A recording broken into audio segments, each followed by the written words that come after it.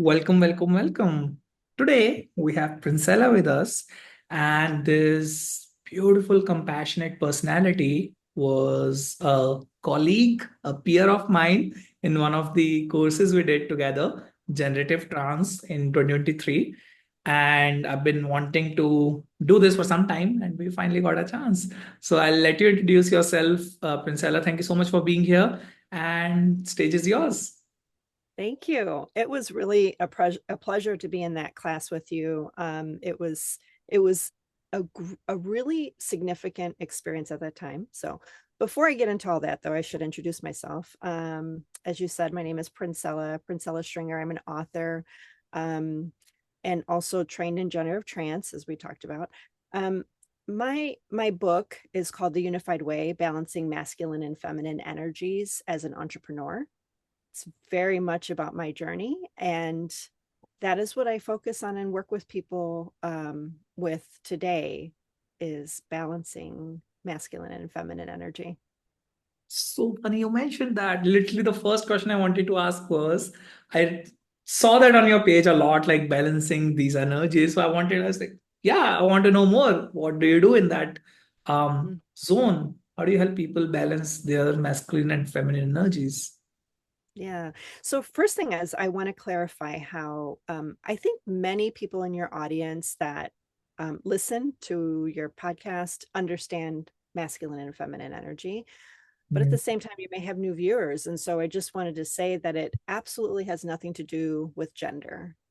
Sexuality, sexual preference has nothing to do with that. We all have masculine and feminine energy.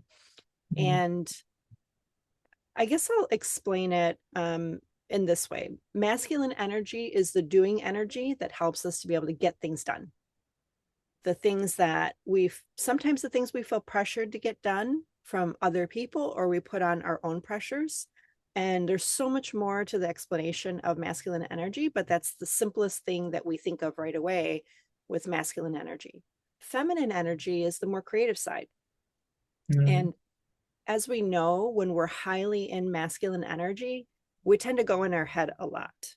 Am I doing this right?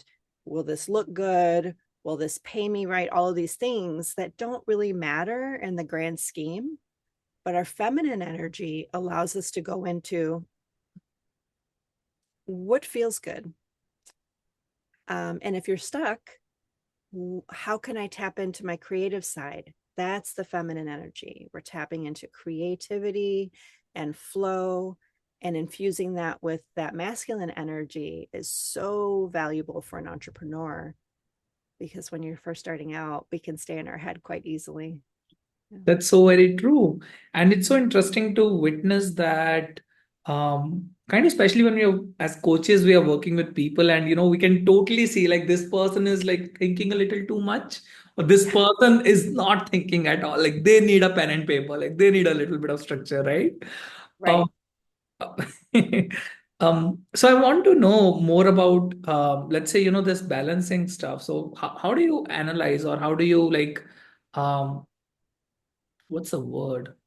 Like, how do you know which one Like, is more available for the person right now, or which one is more present for the person? right. Yeah. I like to say which one is the dominant one. I think that's what you're That's asking, the right? word. Yeah. So we have natural tendencies that we go into right away.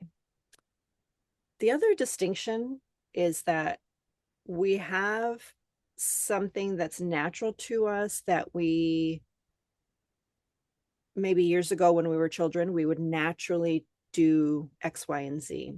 But as we adult, as we go through conditioning and trauma and things like that, which happens at a very early age, but as we go through, they become solidified in our mode of being, because we've kind of integrated it because that's what we're taught is right. So there's that to consider also. So, but either way, it's how we're operating right now as an adult, which becomes the dominant. And the way we know this is that just thinking back on when there's something really important that we need to do, either to someone else or to ourselves, how do we respond to that? Um, thinking about that in that way before we get into analyzing something, before we get into asking our own questions, like what was our instinct telling us to do right then and there? And sometimes we are responding to it and it works well, and sometimes it doesn't. So that's the most important thing. Instinctively, what's the first thing that we do? The first time I'm thinking about it, in this way, I've done some work around this part, balancing these energies, but it's interesting that, yeah, instinctively we go to one of those two. Mhm. Yeah. What's been your personal experience with this, like playing Mhm. around this, which have been most dominant for you when Yeah, you do that work? I'm so glad you asked this question. So we were in a group together, and in that group, although I had already written my book, I was still very much working through living it out, what I wrote in the book. So I wrote in the book my actual experience of being feminine energy, my dominant energy. I was very much in my emotions and my feelings. And I got to a point where I literally cried and I said, why can't I do these things in my business that I know I'm destined to do? I know that I'm meant to do something. So why can I not take the action steps toward that? And so I started putting things down on paper. What do I do? And how does it show up for me? And, in the beginning, when I started becoming aware of this, I was noticing how emotional I would get. Um, our class, by the way, generative trench, was a stretching moment for me. So I had a lot of growth in that. It was beautiful. So going back to my journey of what led me to writing the book, I just paused and I realized how much emotion I'm suppressing. So Yeah. even though in my training I knew to allow it to flow, I knew maybe journal, maybe meditate, maybe go for a walk, but I was so intent on suppressing that versus allowing it. When Hmm. I started allowing, it became a different thing. Then I wasn't as with my emotions. So in a way, you had your dominating energy as like the feminine energy, but it was still not very flowing in nature. Like the Mhm. emotions were still not flowing. You were very emotional, but they were like probably not being processed. I don't know, for a lack of Mhm. better word. Mhm. How does that feel? Yeah. Oh, that's such a good question, because when we suppress, this is what happened to me, and I have noticed that this happens to many people that I've talked to about this, which is that when we suppress our emotions, and it doesn't have to be crying either. It could be anger, it could be confusion, frustration, um, um, that, well, all those tap into certain emotions, but So you're talking about how it's important to, or like what happens when you don't process your emotions, oh when you yes, yes. your emotions, right? Yeah. So so what happens when we're stuck in the emotion of it, Yeah. our brain kicks in. Our brain kicks in and starts criticizing, asking more questions, or giving us an answer that really isn't the best answer. And when I found myself doing that, I learned to pause. Don't immediately respond to that answer. I knew that my brain was kicking in with all these answers, and I learned to give myself time to process at least that, you Yeah. know. And the more I did that, the more I started dialing back and starting to process my emotions. Pausing is like a cheat code. Yeah, I It's like agree. taking a pause and not responding immediately. Um, Literally yesterday, a client of mine mentioned this. Like he's been working with me for a like long time, like almost a year now, and he said, "Dipanshu, the first thing I did was this time I did not reply to this person immediately." I was Yeah. like, that gave me a different kind of peace and power. It's like, yeah, like pausing is a cheat Yeah. code, like real life cheat code. Right. You know, it's funny you use the word power because it's so true. The title of my book is actually Masculine and Feminine Powers as an Entrepreneur. Um, and it's funny how I automatically flip the words, but it really does become like a superpower to really tap into what or how to bring to light what we're really meant to do in that moment, that's really for the greater good, that some it becomes an answer that isn't just for your own purpose. It becomes an answer for other people around you and the people that might be impacted by that decision. Yeah. Mm-hmm. What else somebody would learn when they read your book? So that there are many different ways to understand our energy, and no one way is correct for everyone. And I give a lot of examples of exercises that can be done with what's happening, whether the pressure is coming from our mind or it's coming from our root center where we're needing to work and do. Where is that pressure coming from? Yeah. And they also learn that these these centers and chakras, if you will, I don't study chakras, but I study the human design system where we talk about centers, and they're similar but just slightly different. So but they communicate with each other. It's not Mm, all just in the head. According to the human design system, our spleen impacts our fear, and it also taps into our intuition and our response, right? So when our mind and our spleen and our root is all communicating together to do something, yeah. so that's what I talk about in the book. You know, what happens in the heart, what happens in the sacral according to the human design system, and the root and the mind and the ajna. You know, what happens in those, and how are they communicating to each other? Um, Yeah. that's where we can discover where some of our stuck energy is. That's right. And human design is really interesting. I've been studying it for like a couple of months now, going very deep into. I don't know, like if I've mentioned this to you before. No. So I was very curious to ask, a couple of questions around that as well. Um, what was the most surprising like discovery you had when you started your human design, like studying about it? So from a young age, I'm going to give you a little bit of a longer answer. I think this is really important for people to recognize how important and influential things that happen in a young age that lead up to who we are today. So, from a young age, I'd always been very emotional, and I was taught, stop crying, you know, Yeah. stop crying. You know, what are you crying for? Right.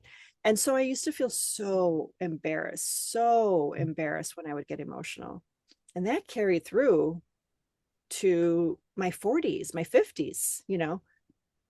And so for a long time, that's where that suppression of my emotions came from. And what I learned in human design is that I am an emotional decision maker. It's my emotions are my authority. Yeah. Yeah. So Mine. for those that don't know much about human design, paying attention to our authority, we have some that are sacral authority and some that are splenic authority from the spleen. And as an emotional authority, pausing is super important to before I take action. Super important to my decisions. Yeah, And mine too. I am also an emotional. yeah, Yeah, of course. I was like, I'm always emotional about stuff. Like, um, yeah, and I would always feel that all my decisions are very emotions based.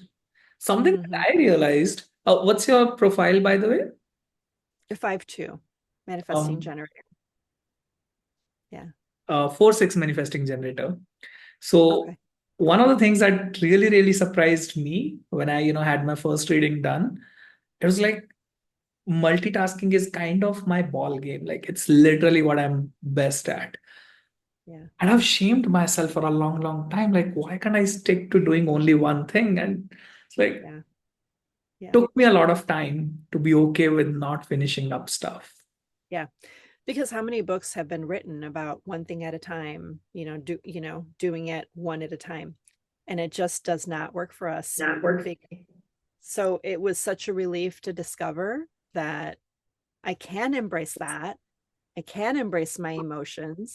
And going back to, if um as we're both emotionals, um there are some sacral individuals and spleen individuals that don't identify with emotional decision making.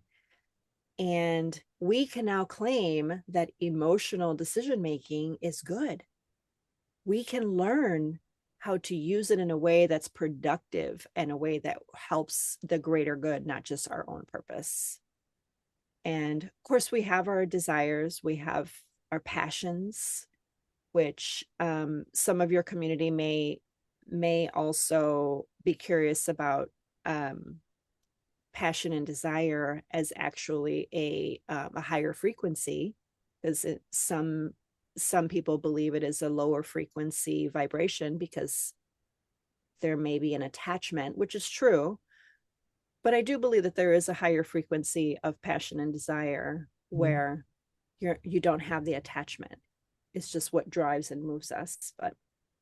That's But interesting. anyway, Something that I've been thinking about as well. It's interesting. yeah, Thank you for yeah. bringing that up. Yeah. I'm glad that struck your curiosity because it's really important, when we attach to language that is there's a belief that it's in a lower frequency, or maybe not even thinking about it in those terms, but just that it's not healthy. I Mm. really believe that there is a healthy version and an unhealthy version in just about everything. Um, Yeah. there, And there are extremes, but yeah, exactly. So what you're saying, that a healthy version and an unhealthy version. So it's like, there's certain limits within which something is healthy, and anything with lower than that or higher than that, it becomes a little toxic, unhealthy. yeah, So one of the things that piqued my curiosity was the toxic masculinity and toxic femininity. yeah, What's yeah. been your experience around that?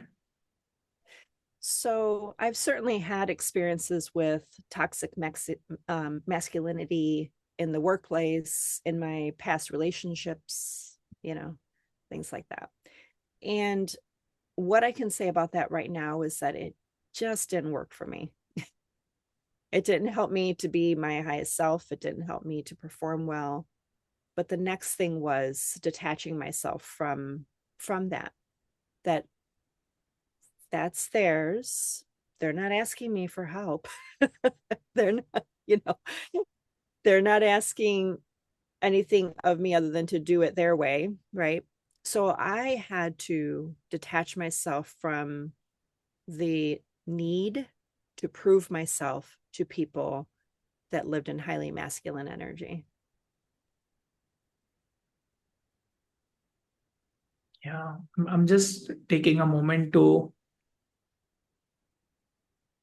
acknowledge there's an invisible need most of us have about proving something to someone. And oh my God, the moment I remember it was probably one of the coaching sessions where my coach kind of, brought this in like in front of my eyes, like, oh, Dimanshu, why are you doing this? And it was like, Mm. I probably want to, like please somebody or prove something to someone.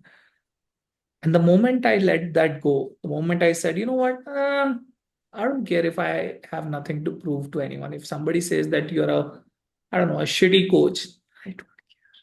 If I have Right. clients who are having great results, I'm very happy with that. Like just taking one example, right? Yeah. Um, my God, the freedom you experience, let Yes. go of that need to prove something to anyone, like literally anyone. Right. So let me ask you something. There is a particular mode of being when you have when you have an open heart versus defined heart, or an undefined heart versus a defined heart. So just out of curiosity, did you feel like that was a gradual growth to understand you didn't have to prove to anyone, or was that something that clicked pretty quickly for you? A very gradual. I think it came into levels. The moment I thought that, oh, I can let go, I don't need to please anyone, there was a Yeah. deeper layer of people pleasing. And then another deeper layer, and then another deeper layer. So I think it's gonna still be here. It's probably rather than coming up in my life, like showing up in my life, this people pleasing patterns, like rather than 100 times a year, it's probably coming 10 times a year. And maybe it Yeah. will reduce down to 2 times a year. That's how Right. I think it's going. Yeah, Okay. So quite possibly you have an open heart I or do. an undefined heart. Yeah. Yeah. That was my experience as well. And it was so good. It was such a relief when it clicked that that was my decision. It was my decision to hold on to the need to prove something. And so many times we think that we have no control over our thoughts and our emotions, but we do. We do. And human design gives a fantastic way to break down the occurrences that happen to everyone. So it breaks it down into tiny bite-sized things, which is why it's so vast. Yeah. It's so But vast. My yeah, God. It's so deep, so vast. I just started studying and I was like, I studied like 5% of it in like 2 months. yeah, It's yeah. very deep. Very deep, very deep.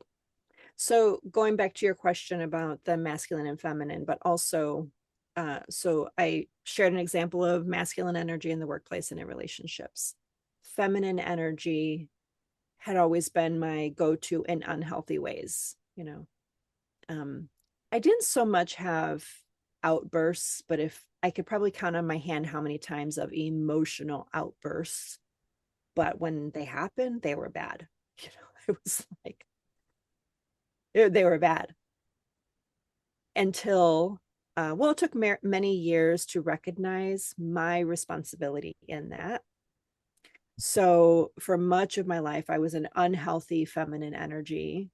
And then I shifted into a different unhealthy feminine energy, which was always wanting to meditate, wanting to talk things out, Mm. sharing too much with people that didn't need to hear those things, and even with my husband, he really doesn't need to know everything that's going on in my mind and in my emotions.